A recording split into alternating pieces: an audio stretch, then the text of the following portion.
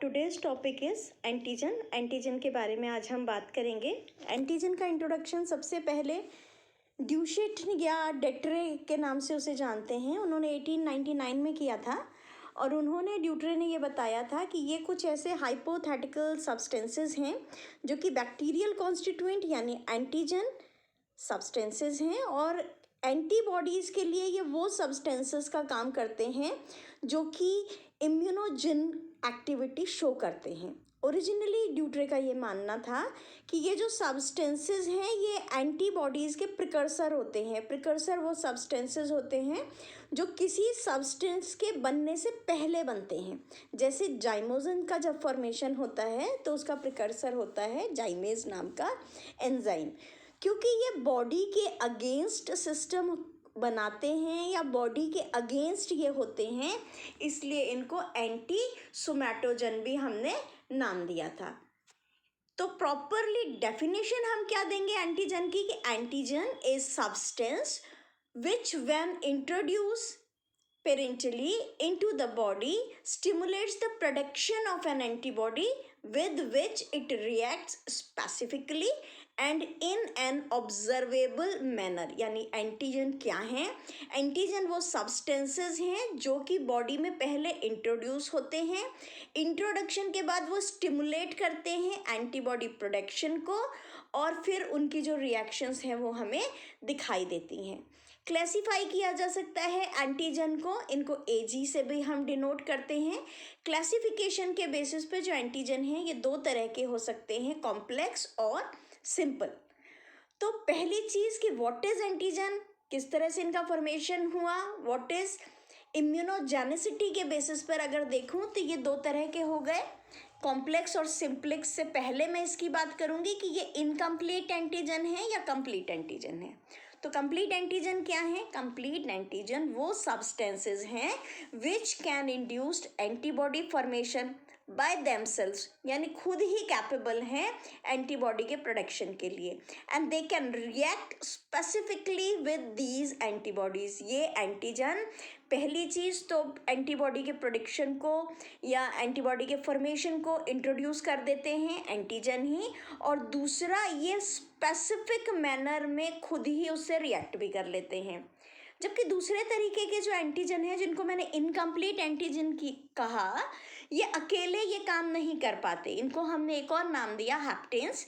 ये वो सब्सटेंस हैं, they are unable to induce antibody formation on its own, कि अपने आप तो इनके एंटर करने से एंटीबॉडी प्रोडक्शन नहीं होता, but can become immunogenic when covalently link to protein. लेकिन जब ये किसी प्रोटीन से लिंक हो जाते हैं इम्यूनोजेनिकली, तब ये फॉर्मेशन किसका बिगिन कर देते हैं? एंटीबॉडीज का। और ये वाले जो इनकम्प्लीट वाले एंटीजन होते हैं, तो बेसिक एंटीजन को और इनकम्प्लीट एंटीजन को हम दो कैटेगरीज में डिवाइड कर सकते हैं, कॉम्प्लेक्स एंड सिंपल। कॉम्प्लेक्स वही हो गए जिन्होंने प्रोटीन के साथ मिलकर एंटीबॉडी का प्रोडक्शन किया था। अब ओरिजिन के बेसिस पर अगर एंटीजन का क्लासिफिकेशन करें तो ये दो तरह के हो गए, एक एक्सोजीनस एंटीजन और दूसरे एंडोजीनस एंटीजन। एक्सोजीनस एंटीजन क्या है? एक्सोजीनस एंटीजन वो एंटीजन हैं जो बॉडी में बाहर से एंटर करवाए जाते हैं, जैसे हमारे में इन्हेलेशन के द्वारा आए या इंजेक्शन से आए या इंजेक्शन से आए, तो बॉडी में बाहर से अंदर की तरफ इनको भेजा गया। जब बाहर से कोई भी फॉरेन पार्टिकल बॉडी में एंटर करता है तो हमारा जो इम्यून सिस्टम है ये रिस्पॉन्स शो करता है और क्लिनिकल इसके जो सर्कमस्टांसेस है वो देखने को मिलते हैं। दूसरे एंडोजीनस टाइप के एंटीजन हैं। एंडोजीनस यानी बॉडी के अंदर ही हैं, तो एंडोजीनस एंटीजन्स वो एंटीजन्स हैं जो हमारी बॉडी जनरेट करती है। कब? जबकि नॉर्मल सेल या तो मेटाबोलाइज होती है या नॉर्मल सेल के ऊपर कोई वायरस या इंट्रासेल्युलर बैक्टीरिया रिएक्शन कर देता है या इन्फेक्शन कर देता है। तीसरे तरीके के बहुत स्पेसिफिक टाइप के जो एंटीजन्स होते हैं उन्हें हम कहते हैं ऑटो एंटीजन। ऑटो यानी सेल्फ का। तो ऑटो एंटीजन क्या है? ये नॉर्मल प्रोटीन है हमारी बॉडी की, या हमारी बॉडी में बनने वाली ऐसी कॉम्प्लेक्स प्रोटीन है जो कि कब बनी कि जब हमारी बॉडी में नॉर्मली डीएनए आरएनए का फॉर्मेशन करता रहता है, और ये जो आरएनए है ये रेगुलरली प्रोटीन बनाता रहता है। तो हमारा जो बॉडी का इम्यून सिस्टम है वो खुद की ही प्रोटीन के अगेंस्ट अगर कोई इम्यून सिस्टम डेवलप कर देता है तो इससे जो होने वाली डिजीजेस हैं इसे ऑटो इम्यून डिजीजेस कहते हैं। ये वाले जो एंटीजन हैं, यानी मेरी बॉडी में अगर कोई डिफेक्टेड प्रोटीन बन गई है, नॉर्मल कंडीशन में तो ये बॉडी में रिस्पॉन्ड नहीं करती, लेकिन अगर कोई जेनेटिक चेंजेस हो जाते हैं या एनवायरमेंटल फैक्टर्स कुछ ऐसे अफेक्ट कर देते हैं बॉडी को, तो जो नॉर्मल इम्यूनोलॉजिकल टॉलरेंस है ना, इस तरह का करेक्टर इन पेशेंट्स में दिखाई देता है। इसका एक एग्जांपल हम लोग काम में लेते हैं रूमेटॉइड अर्थराइटिस, की बॉडी खुद के ही कैल्शियम के अगेंस्ट एंटीबॉडी बनाने लग जाती है। कुछ और कैटेगरीज हैं इनकी, जैसे आइसो एंटीजेंस हैं या हेटेरोफाइल एंटीजेंस हैं। फर्दर हम इनके बारे में बात करेंगे। ये जो करेक्टर है एंटीजन का, इसको हमने एंटीजेनेसिटी कहा। तो ये एंटीजेनेसिटी के क्या क्या फैक्टर हो सकते हैं? पहला कि एंटीजन की तरह जो काम करेगा या एंटीजेनेसिटी जो प्रेजेंट करेगा उसमें पहला करेक्टर होना चाहिए foreignness. Antigen must be foreignness to immune system, ये बॉडी में बाहर से ही आएगा, ठीक है। और ये फॉरेन है यानी बॉडी का नॉन सेल्फ सब्सटेंस है और इसको बॉडी ने कभी भी सेलेक्ट नहीं किया है। बर्नेट ने इस पे सबसे पहले काम किया था और बर्नेट की जो क्लोन सिलेक्शन थ्योरी थी उन्होंने ये बताया कि इस तरह के एंटीजन्स या जो भी फॉरेन पार्टिकल्स हैं या फॉरेननेस वाले मॉलिक्यूल्स हैं, लिम्फोसाइट ने इससे कभी इंटरेक्शन नहीं किया था। ना तो एम्ब्रियो पीरियड में डेवलपमेंट किसी तरह का कोरिलेशन था और ना किसी और लाइफ की स्टेज में। एंटीजेनेसिटी का दूसरा करेक्टर है साइज।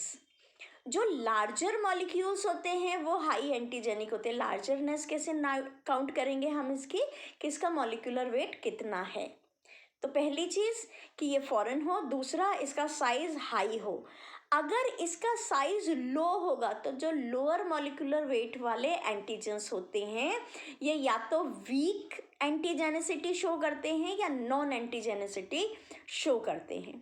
तीसरा करेक्टर जो है वो है इसकी केमिकल नेचर। तो जो नॉर्मली अकरिंग एंटीजेंस है नेचर में जो पाए जाते हैं ये या तो प्रोटीनियस नेचर के होते हैं या पॉलीसेकेराइड नेचर के होते हैं। अगर इनकी लिपिड नेचर होती है या न्यूक्लिक एसिड रिच सब्सटेंसेस होते हैं तो वो उतने अच्छे एंटीजन नहीं कहलाते। तो एंटीजेनेसिटी के लिए जो इसकी केमिकल नेचर है वो या तो प्रोटीनियस होनी चाहिए या पॉलीसेकेराइड होनी चाहिए। नेक्स्ट कैरेक्टर है इसका ससेप्टिबिलिटी टू टिश्यू एंजाइम। ये वाले जो सब्सटेंस हैं जो एंटीजन की तरह काम करते हैं, इनका जब मेटाबोलाइज इनको किया जाता है ना, तो मेटाबोलाइज होने के बाद ये किसी भी टिश्यू एंजाइम पे जब काम करेंगे तो ये एज एन एंटीजन बिहेव करेंगे। तो एंजाइम के लिए या टिश्यू एंजाइम के लिए इसकी ससेप्टिबिलिटी या रिएक्ट करना बहुत ज़रूरी है। कब रिएक्ट करेगा? जबकि ये प्रोटीन बॉडी में आके मेटाबोलाइज हो जाएगा। नेक्स्ट कैरेक्टर है एंटीजन स्पेसिफिसिटी, यानी हर एक एंटीजन बहुत स्पेसिफिक होता है, किसी एक डिजीज़ को करने के लिए रिस्पॉन्सिबल है। बार बार एंटीजन वर्ड बोल रही हूँ।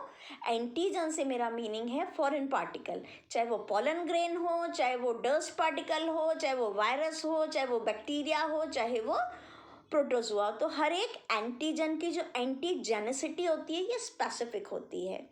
किस पे डिपेंड करती है? ये डिपेंड करती है उसके एपिटोप पे या उसके रिएक्टिव रीजन पे। एपिटोप क्या होता है? एपिटोप की जो पोजीशन है ये एंटीजन मॉलिक्यूल के लिए या उसकी स्पेसिफिसिटी के लिए बहुत ज़रूरी होती है। एंटीजन का यही पोर्शन जो एपिटोप या रिएक्टिव पोर्शन कहलाता है, ये एंटीबॉडी के साथ बाइंड करने का काम करता है। नेक्स्ट कैरेक्टर है एंटीजेनिसिटी का कि ये स्पीशीज स्पेसिफिक होता है, यानी ये एक स्पीशीज में डिजीज क्रिएट करता है, दूसरी स्पीशीज में जो डिजीज है वो क्रिएट नहीं करता है, इसलिए एंटीजन्स स्पीशीज स्पेसिफिक होते हैं। नेक्स्ट कैरेक्टर है आइसोस्पेसिफिसिटी। ये डिपेंड करता है आइसो एंटीजन पे, जो कि एक एनिमल में जो कि सेम स्पीशीज का है डिफरेंट हो सकती है, यानी एक स्पीशीज के एनिमल में भी different antigen different behave show कर सकते हैं। फॉर एग्जांपल, वायरस के लिए कोई बॉडी ज़्यादा प्रोन होती है और कोई बॉडी थोड़ी सी कम रिस्पॉन्ड करने की टेंडेंसी रखती है। एक और कैरेक्टर है इसका, दैट इज कॉल्ड एज ऑटोस्पेसिफिसिटी। जो सेल्फ एंटीजन है, यानी मेरी बॉडी में ही कोई ऐसा पार्ट बना जो कि मेरी बॉडी के लिए नॉर्मली तो नॉन एंटीजेनिक था, लेकिन कुछ कंडीशंस में, यानी जब उसका प्रोडक्शन ज़्यादा हुआ, उसमें प्रोटीन ज़्यादा थी, तब वो हमारी बॉडी के लिए एंटीजेनिक की तरह बिहेव करने लग जाता है। यानी बॉडी का ही सब्सटेंस, जैसे स्पर्म से, ये बॉडी में रेगुलर बनते हैं और नॉन एंटीजेनिक नेचर के हैं, लेकिन कुछ ऐसी प्रोटीन्स इसमें डेवलप हुई कि स्पर्म को बॉडी ने रिकॉग्नाइज किया, और फिर जब भी इसका डेवलपमेंट हुआ एम्ब्रियो की लाइफ में या कभी भी, तो बॉडी ने इसको एंटीजेनिसिटी के अकॉर्डिंग एक्सप्लेन करना बिगिन कर दिया। नेक्स्ट कैरेक्टर इसमें है ऑर्गन स्पेसिफिसिटी। कुछ ऑर्गन्स ऐसे हैं, जैसे हमारी बॉडी में बहुत स्पेसिफिक ऑर्गन है ब्रेन, किडनी और हमारी आई लेंस की प्रोटीन, ये डिफरेंट स्पीशीज से भी शेयर की जा सकती है क्योंकि इनके एंटीजन्स सेम होते हैं। तो जब इस तरह के ऑर्गन या टिश्यू कहीं और से भी लिए जाएं, तो ये ऑर्गन स्पेसिफिक एंटीजन के लिए काम करेंगे, और अगर किडनी का एंटीजन है तो वो किडनी पर ही काम करेगा, लेंस का एंटीजन है तो वो लेंस पर ही काम करेगा।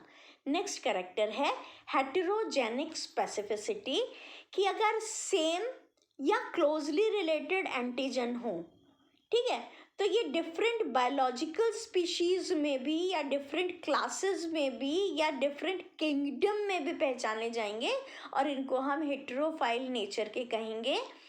एंटीबॉडीज जो इन एंटीजन के अगेंस्ट बनेंगे, ये एक स्पीशीज से क्रॉस रिएक्शन करेंगे दूसरी स्पीशीज के लिए, ठीक है, और इसको हम दो टेस्ट से देख सकते हैं। एक है फॉर्समैन एंटीजन्स, एक है वेल फेलिक्स एंटीजन्स, और तीसरा कहलाता है Paul Bunnell test. Super antigens क्या होते हैं? जब इम्यून सिस्टम एनकाउंटर करता है टी डिपेंडेंट एंटीजन से, वो एंटीजन जिन्हें टी सेल पहचानती है, तो इनके बहुत स्मॉल अमाउंट में अगर ये हों, यानी इसका परसेंटेज 1% से भी कम हो टी सेल पॉपुलेशन के कंपैरिजन में, तो भी इसको आइडेंटिफाई कर लेते हैं। यानी 100 यूनिट्स के कंपैरिजन में देखा जाए कि 104 105 मॉलिक्यूल अगर प्रेजेंट थे, तो एक मॉलिक्यूल की भी प्रेजेंस अगर रह जाए तो टी सेल की पॉपुलेशन इसको रिकॉग्नाइज कर लेती है और एक्टिवेट होके इसके अगेंस्ट एंटीबॉडी बनाने लग जाती है, तो उसको मोनोक्लोनल रिस्पॉन्स कहते हैं, और एंटीजन का बहुत हाई रिस्पॉन्स सुपर एंटीजन को एक्सप्रेस करता है। कुछ ऐसे एंटीजन्स हैं जो कि टी सेल को बहुत ज़्यादा एक्टिवेट कर देते हैं, इनको हमने सुपर एंटीजन्स का नाम दिया। इस एंटीजन के डिटेक्शन के लिए हम कुछ टेस्ट करते हैं, direct ELISA test, direct immunofluorescence test, RIA test, neutralizing test, CFT test and immunohistochemistry test. Thank you very much.